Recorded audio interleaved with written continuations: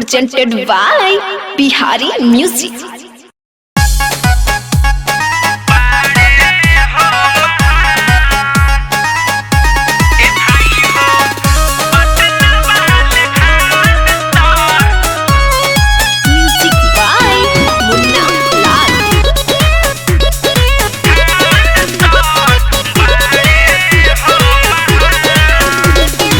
लइकन के ई तो बनावेले भविष्य हो, केहू से ले ले एको रुपया ना फीस हो।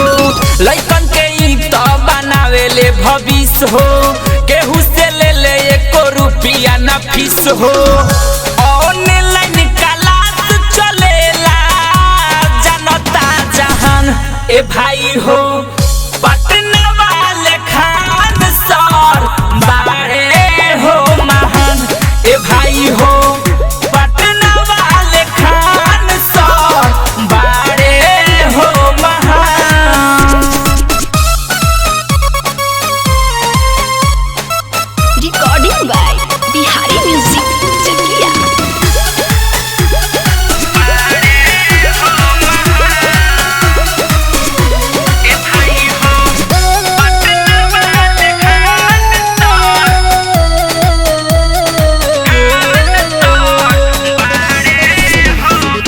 नीली के विरोधी कइल चाहे बदनाम हो, बोल सच्चाई भलाई करस सुबह शाम हो।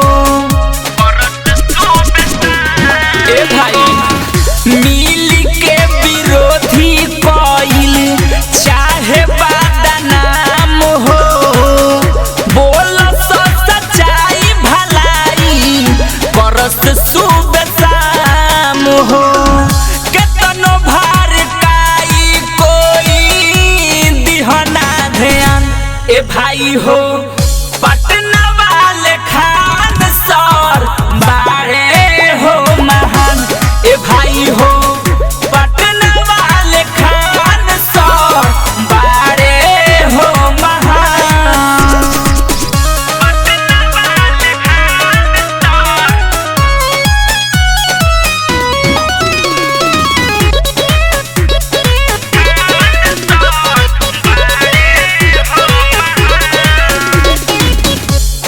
कहीं नजरिया से देखे न सबके, खोल ले तलाश बारम सरजी जब से।